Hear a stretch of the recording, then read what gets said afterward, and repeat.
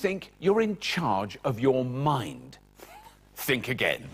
Take a look at this spinning spiral. Just focus on the center and let it work its magic.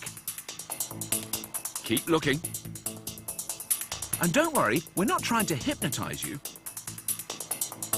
That should be enough. Okay, now try staring at the back of your hand. Or look at this image on the screen. Amazingly, what you should be seeing is the hand's skin moving before your very eyes. And it's all because your brain is the one that's really in charge, and you are just a passenger along for the ride. Ever wondered how to make someone fall over without even touching them? Or how to make a pro footballer forget how to kick a ball? Or how to get drunk without touching a drop of alcohol? If there's a slot between drunk and tipsy, I'd be in it. We're going to show you how every one of us can be manipulated through our unconscious brain processes. And we're going to prove it with a whole load of ingenious stunts and hidden camera experiments. How did he change? On the best guinea pigs of them all, unsuspecting members of the public. No. Welcome to Blow Your Mind.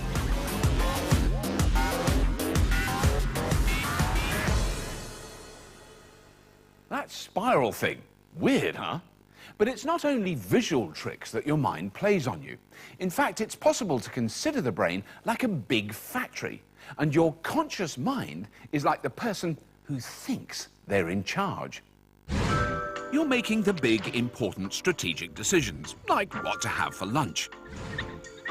But slaving away beneath you is an army of neural processes, all handling information and making automatic decisions of their own. Most of the time, they're just quietly getting on with their jobs, processing things like sound, vision, and touch, usually without the boss being aware of all the detail. But if the senses pick up something out of the ordinary, like imminent danger, the boss needs to know about it.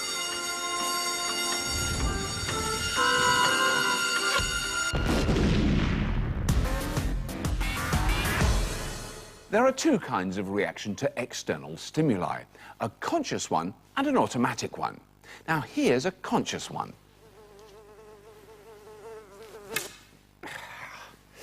But this isn't the only reaction system we have. What if you accidentally touch something really hot? Oh.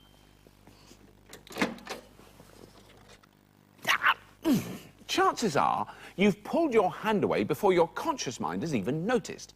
Your nervous system has simply relieved you of command. But this reaction isn't just caused by pain. It also works for things like fear. The fear response. Or why we all pull the same face when we get a shock. This local restaurant is offering customers a great new promotion. All they need to do is guess the name of the 3 dishes under these covers to win a prize. But there's one thing they're definitely not expecting to be on the menu: this man's head.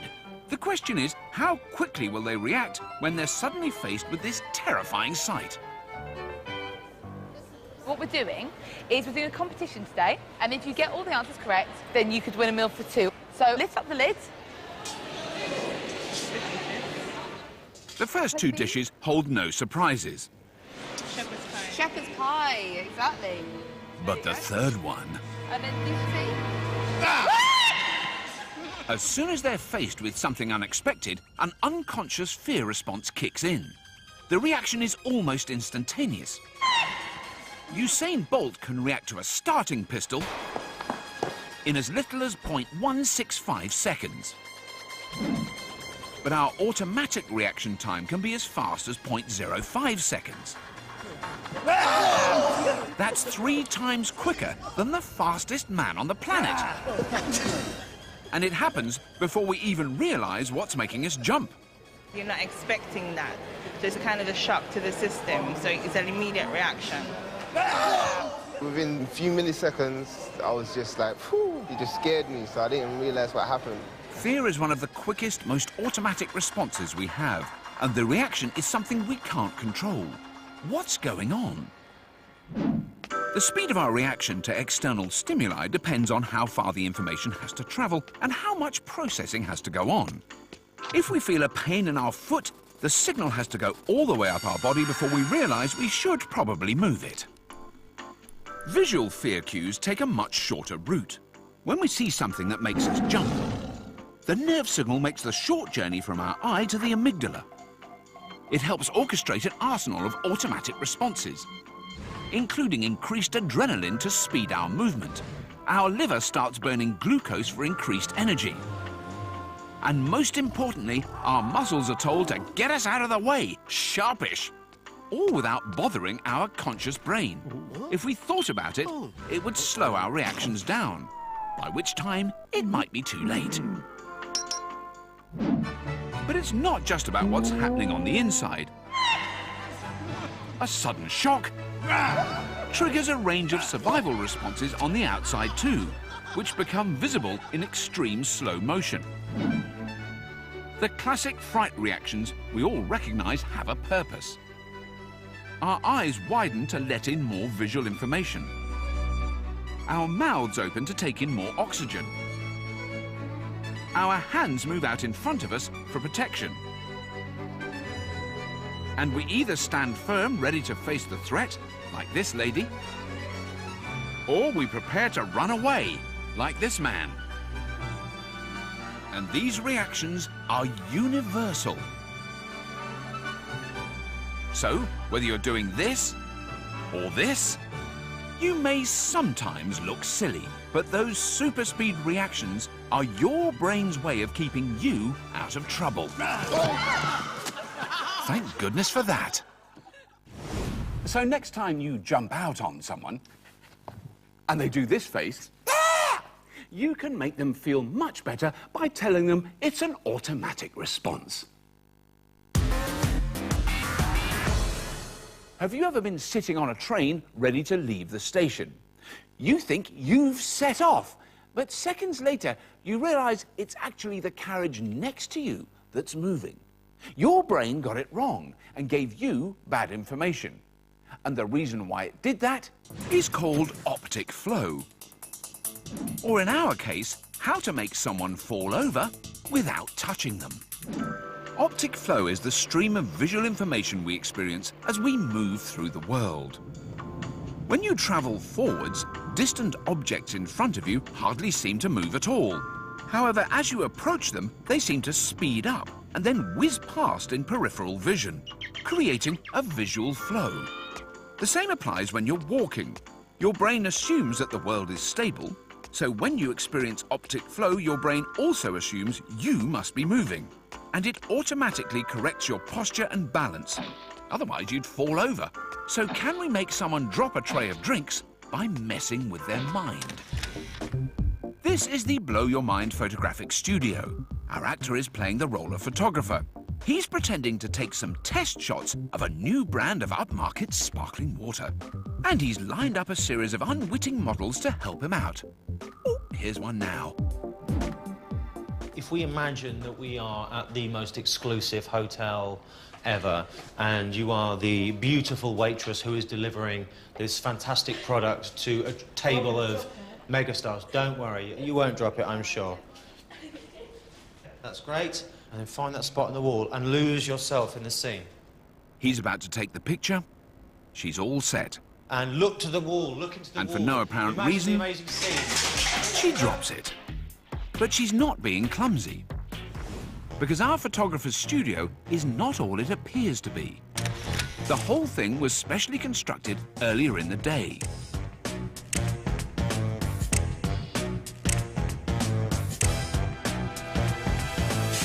This is a room that can move. The walls are mounted on wheels, so they can be pushed backwards and forwards at will.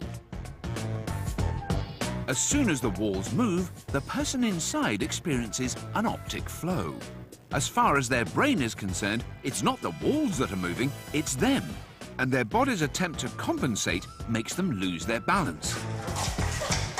To help generate the optic flow, there are stripes on the walls which move through the subject's peripheral vision. And putting them on a small step amplifies the effect on their automatic balancing system. Beautiful. Oh. And it wasn't just once. So there's lots of light and life in your eyes. Every time we move the room, our unsuspecting model loses her balance. Don't worry, third time lucky. And she's not the only one. The other models stand steady. The walls move. Oh, and they've spilt the water. I'm going to do a wide shot now. Again. And again. Cue the walls. Really no, that's... And the tray goes down. Don't worry. And, depending on which direction the walls are moved, the Optic Flow tips them forwards or backwards. And some of them even report it's the floor that moved. Surely that's impossible. I kind of like looked down at the end and I think the floor was moving and I think they were moving me closer to the camera. After a while I was like, actually no, I'm pretty sure the floor's moving, but I didn't want to like ask and say why it's like the floor moving in here. I'd love to say we're the first people to try this experiment, but that would be a massive lie. The Optic Flow room was first designed in 1972 by Professors Lee and Lishman of Edinburgh University. As well as being able to grow truly magnificent beards, they built a moving room that we've based ours on. I'm moving forwards and backwards. Not content with making students lose their balance, they tried it out on some other test subjects. The infant in this experiment has only been walking for a month. Well, it was the 1970s. Things were different then. So far, we've shown you why your brain makes you pull this scared face and how to make someone drop a tray of drinks without touching them. And there's plenty more mind-blowing brain stunts to come. When it comes to pain, most of us are familiar with the placebo effect. This pill is real aspirin. This pill is just sugar. If someone gives you the sugar pill and you think it's the real aspirin, your headache will often go away just the same. The expectation that something is going to have an effect is enough to physically produce the effect itself. At least, that's the theory. The placebo effect. Can you get people drunk without alcohol? Welcome to our placebo bar. These students have been invited along for what they think is a free drink or 10. They've been told that we're investigating the effects of alcohol consumption on confidence and have agreed to spend a couple of pleasant hours drinking, playing games, and generally being students. All in controlled circumstances and under the watchful eyes of our researchers. And more importantly, we'll be keeping track of how much each person drinks. The good news for you all, I'm sure, tonight is that we have got some free drinks for you.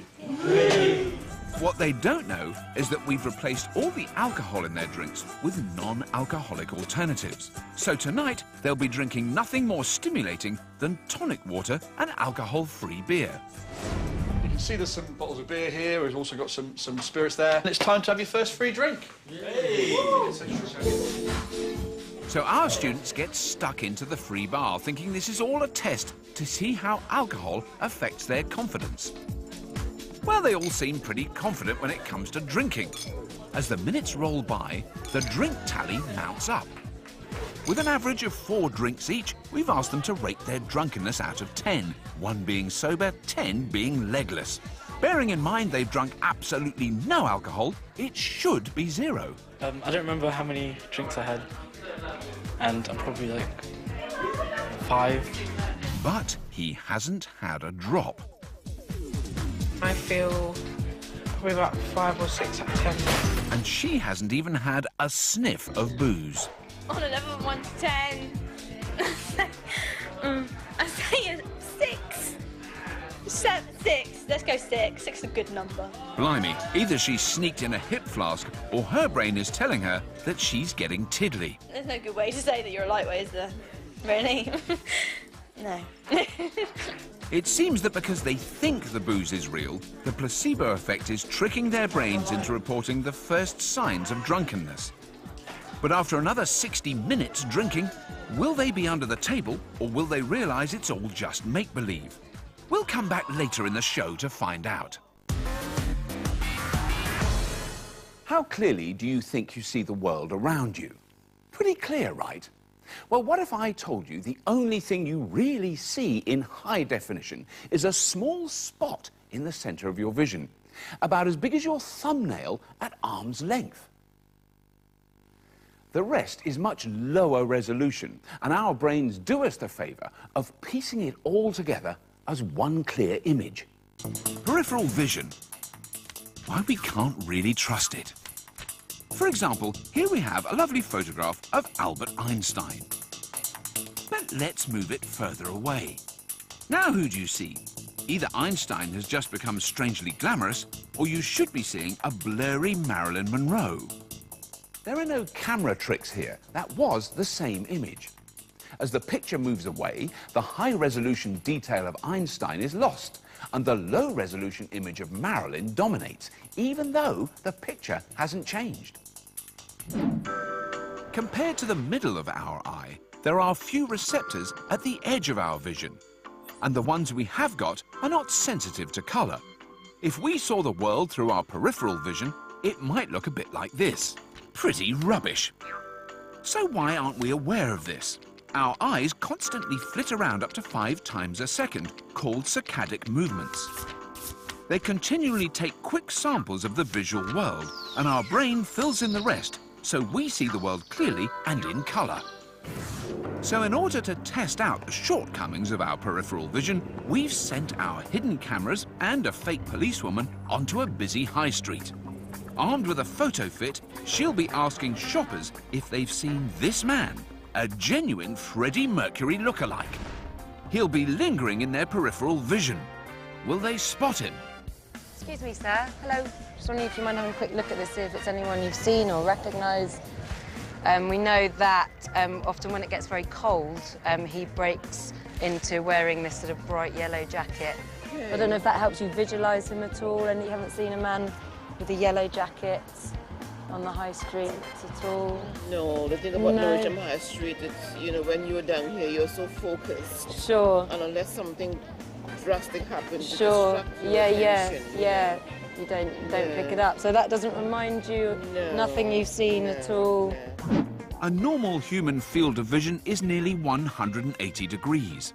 Fred is well inside that, right within the range of their peripheral vision.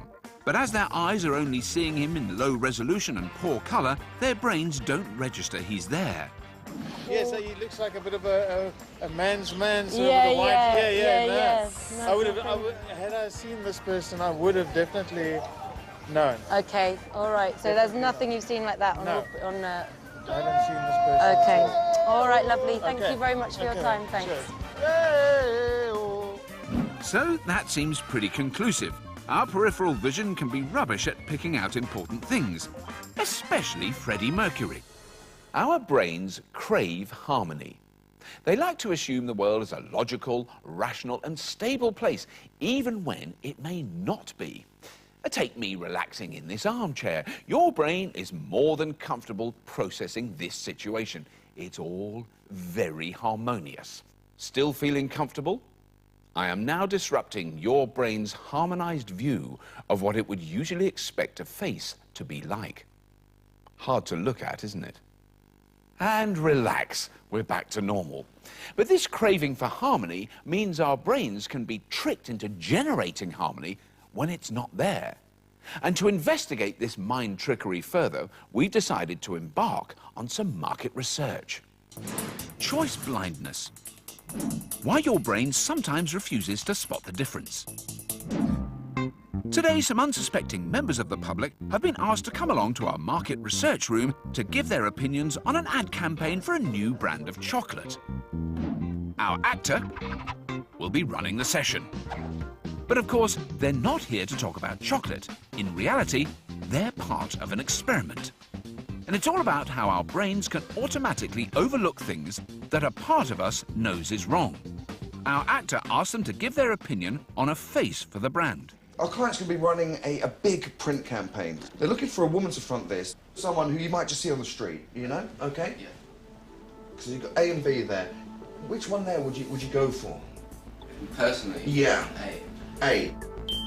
He's chosen girl A. But instead of showing him his original choice, we're going to swap it for the one he rejected. Will he spot the difference? Why did you particularly choose her? I don't know if this is anything to it, but also red puffy cheeks, I don't know. You like the puffy cheeks? Yeah. It's a totally different face to the one he originally picked. But remarkably, he's still gone on to justify his selection. And they're not just going along with it to be polite. A or B there? A. A. Yeah. Their brains are making them ignore the mistake and carry on as if nothing has happened. What is it about A that you've decided to go for there? She looks like any other person you would just see off the street. This effect was first demonstrated by psychologists in Sweden in 2005. It would seem that having made a choice, our brain then provides a plausible explanation after the switch to make sense of the situation. I don't know, she looked a bit more youthful than the other one. Otherwise, we would be faced with a contradiction that our brains try to avoid. B. She was younger. The original experiment used photographs, but it hasn't been tried with real live human beings. Until now. We've got a selection of extras ready to be the face of our new chocolate. All different heights and different looks. Our member of the public will be able to see them through the two-way mirror at the end of the room.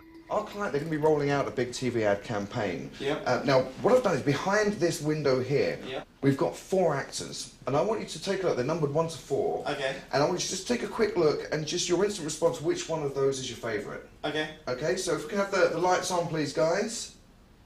Okay, there we go. 1 to 4. Just your instant response there. Number 4. Number 4, okay.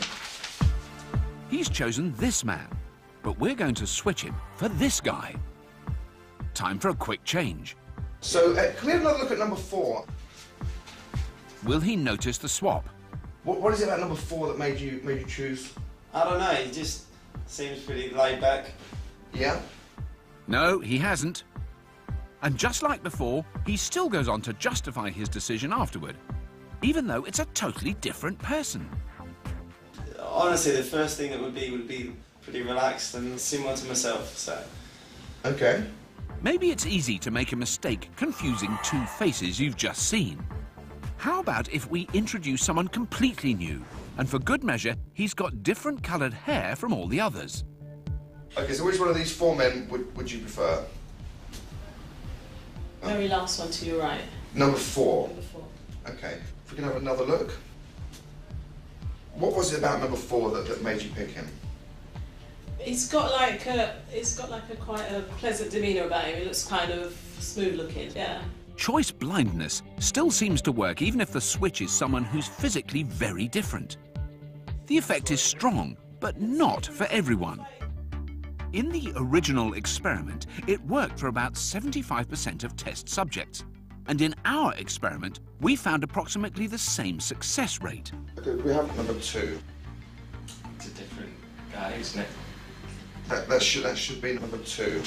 Oh, it was the guy that was stood second from along with the head.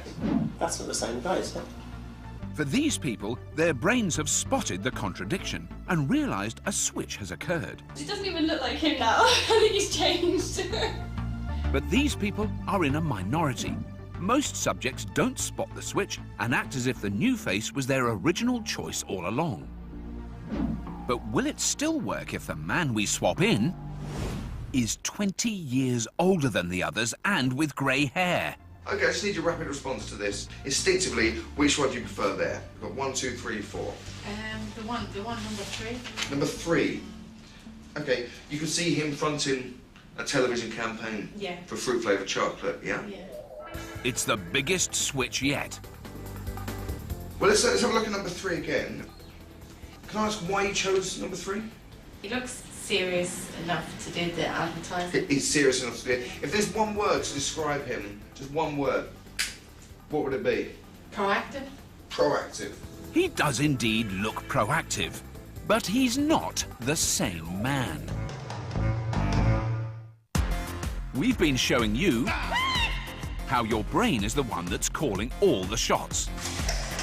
So far, we've seen how your peripheral vision sometimes misses important stuff. How the placebo effect has started getting these students drunk on non-alcoholic beer. Come and meet my sensory homunculus. Don't be scared, he won't bite. He represents how the sensory cortex part of my brain sees my body. Let me explain. Each part of your body has a different amount of brain power dedicated to it. And as you can see here, my brain is devoting far more processing power to my hands, my mouth and eyes, and much less to my legs and torso and arms. It's my brain's body map. Why our sense of touch can be wildly inaccurate. So just how distorted is your brain's body map compared to the physical reality? Well, it's time to sit back, relax, and enjoy a neuro massage. Ooh, just down a bit, please. Meet Miranda and Carly. They're here to demonstrate a rather interesting new massage technique on some tired, stressed, and unsuspecting shoppers. They'll be offering customers the chance to enjoy the latest in vibrating massage technology, known as the Bee. It's not really, we made it up. You'd like to have a little massage? We're trying out a new product today, so it's just to massage along your back. Would you like to try it? Okay, if you'd just come and take a seat here. What their customers don't know is that they're actually part of an experiment to test how little brain power is devoted to one of the largest areas of the body, their backs.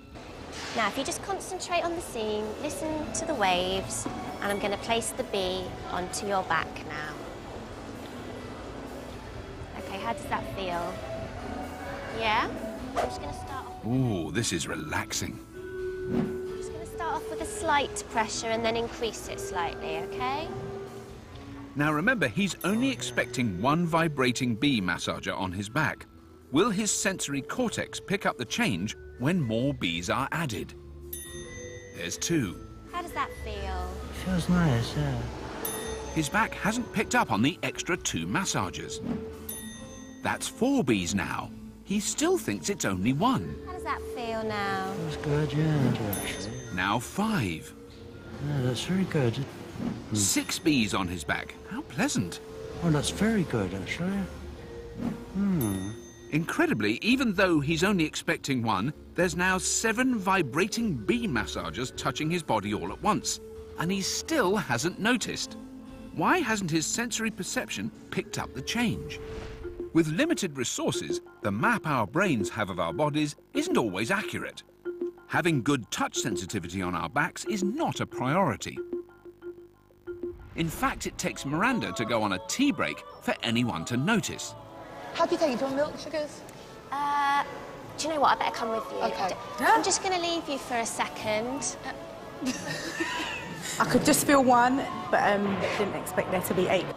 Are you enjoying a massage? I was very surprised. I thought it was just a 1. I don't know what to say. It was really amazing. Just winding it down slowly. This all illustrates how little sensory brain power is devoted to your back compared to other areas. And that's the end of your massage. So why is this the case? The sensory and motor cortexes of our brain devote different amounts of resources to different parts of our body. We spend a lot of time using our hands, so that part of the cortex is comparatively large. Similarly, we tend to do a lot of talking, so the part of our brain that corresponds to the tongue is pretty beefy too. We don't tend to do a lot of sensing with our legs, so the cortex doesn't devote a lot of space to it. But if you do use a particular part of your body a lot, the brain generates extra neurons to deal with the increased input. So if you decided to use your elbows to juggle, you'd have more elbow-sensing neurons than everybody else. You may be familiar with the 5 senses of sight, sound, smell, touch, and taste. We tend to assume they work in isolation, but our brains much prefer for our senses to be good team players. The way we perceive the world combines sight with sound, smell with taste, and all the other combinations. It's called cross-modality. Can you trick a wine buff into mistaking white for red? If you cut your hand, you sometimes don't feel the pain until you look at it. That's vision and touch working in combination. If you're trying to follow a conversation, it's much easier if you can see the person's mouth moving. That's sight and sound. For some people, there can be an extreme version of the cross-modal effect called synesthesia. For them, this may mean that when they hear music, they see a colour. Or when they see a particular shape, they may have an associated taste. In essence, it's like they can see sound and smell shapes, all without the benefit of any unusual stimulants. So our senses are working together all the time. But this team effort means that sometimes our brains get things wrong. How about this ball? Seems fairly ordinary. But have a listen. Which side of your TV does the bounce sound like it's coming from? Like most people, you're probably thinking it's coming from the left. In fact, the sound has been coming out of both the right and the left speaker the whole time. And it's all because your eyes and your ears have been working together and caught you out.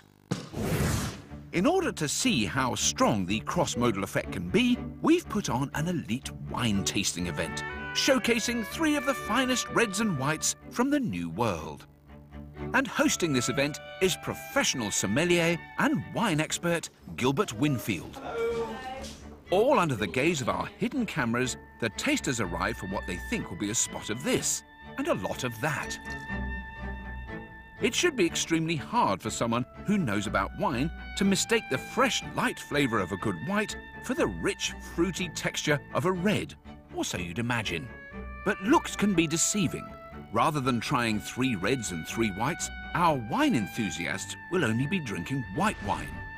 The colouring won't affect the taste, but could the mere sight of a white wine coloured red be enough to change the perceived flavour of the drink and get past these wine buffs? Who prefers white? Who prefers red? I definitively prefer red. Prefer red. Okay. So we have a red wine enthusiast, but she doesn't know that there won't actually be any red on offer tonight. First up, it's the white Chilean Sauvignon. No colouring yet. What do you think of the palette? It's just really clean. Good. Very light, very citrusy. Does it go well with food? Is it nice on its own? I was thinking less fish and more chilled shellfish. Something that had the fat, had a lot of like richness. Because the acidity cuts through the fat. Yeah. Okay. This group clearly knows their wine. But what will happen when Gilbert gives them the same white wine, but this time with red dye? So, the next wine, we have Chilean Merlot. With petrol as well, like carbon. Petrol. I took cherries initially. Okay. Yeah. Cherries and petrol. Classic hallmarks of a good red. Or in this case, a white with red food colouring. What's happening is that their brains are interpreting all the sensory input, in this case, the taste, the smell, the appearance, and combining them. When one of their senses is tricked, such as changing the colour, it has a huge impact on what they think they're experiencing. There are a few wines into the evening, and our tasters seem to be none the wiser. They try a white. If it was peaches, I would have said it was candied peaches. Yeah. There's a hint of... And then the same wine again, dyed red. That's delicious. It was like a mulled wine. I think there's a bit of fruit, but it's like cooked fruit, almost really, really dark, heavy fruit.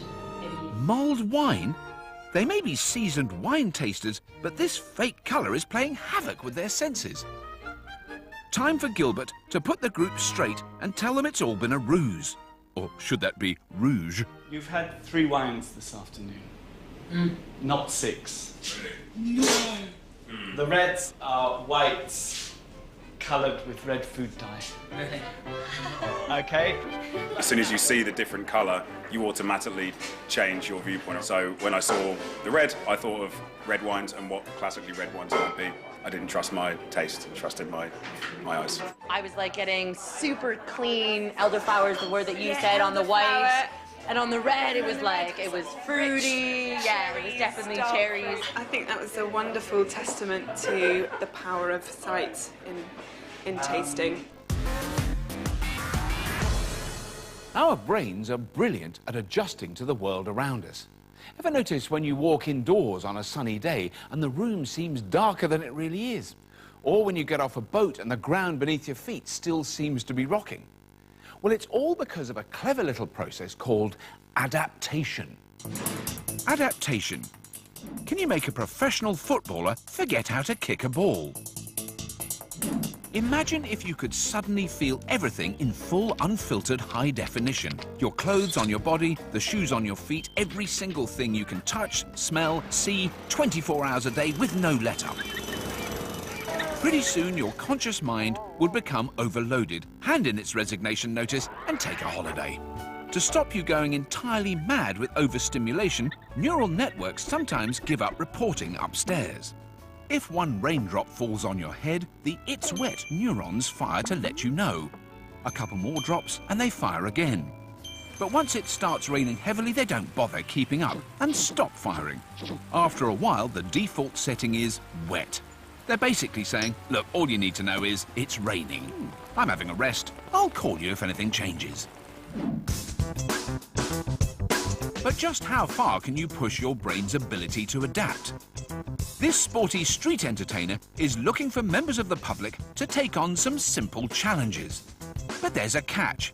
They'll have to do everything wearing these distortion goggles. These nifty pieces of eyewear are fitted with lenses messing up their depth perception, making the world look less like this and more like this. But what these unsuspecting members of the public don't know is that this challenge is not just about making them look silly.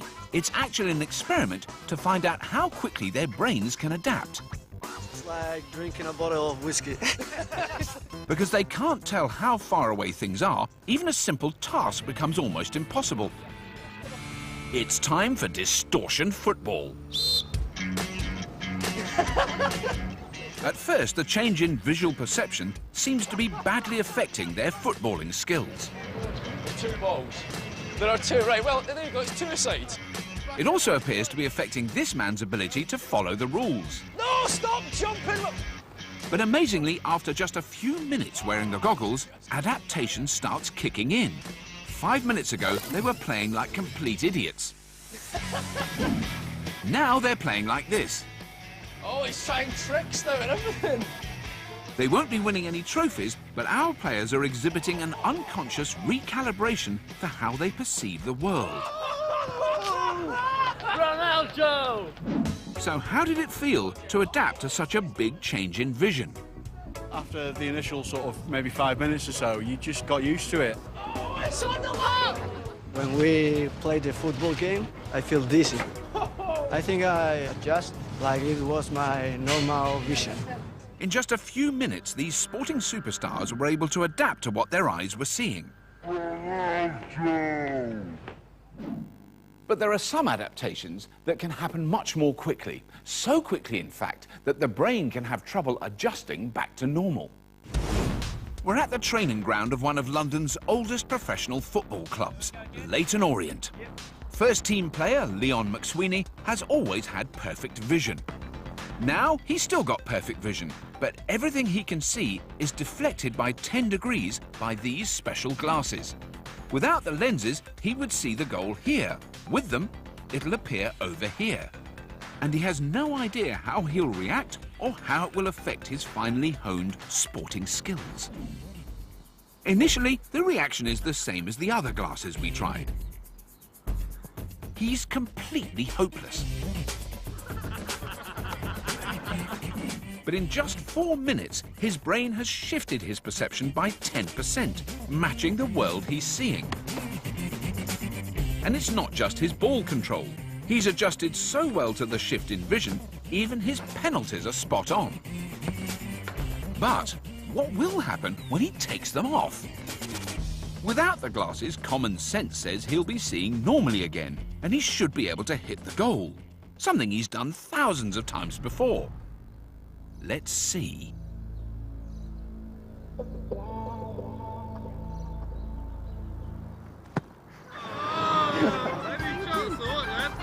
His brain has become so attuned to the new information, it's reluctant to swing back the other way.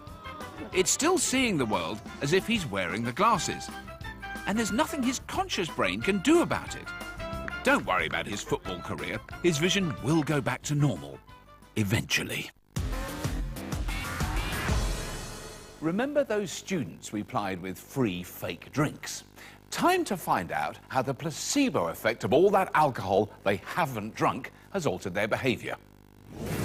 This brave band of boozing students has been involved in what they think is a test investigating the effects of alcohol on confidence. They've spent the last hour drinking nothing more than a cocktail of tonic water and alcohol-free beer. But some of them are already reporting the effects on a drunkenness scale of 1 to 10. I don't remember how many drinks I had, and I'm probably like 5. I feel probably about 5 or 6 out of 10. On a level of 1 to 10, I say a 6. 6. Let's go 6. 6 is a good number. So it seems their brains are starting to be convinced. But will their behaviour be affected? If we drink alcohol regularly, then we're used to the way that it reduces inhibitions by dampening down the central systems which control our everyday actions. But as people's behaviour varies wildly when intoxicated, the placebo effect should mirror the real-world experience of drinking alcohol. With the party in full flow, it's time for some games. If the placebo effect is really starting to work, there should be signs of increased boisterousness, competitiveness, and loss of inhibition. Looks like it could be getting a bit competitive. But how will they fare in the ultimate test of balance and flexibility? The limbo.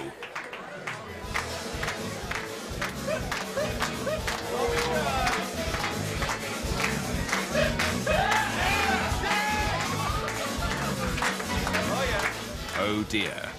Daisy here seems to be really under the influence of her brain.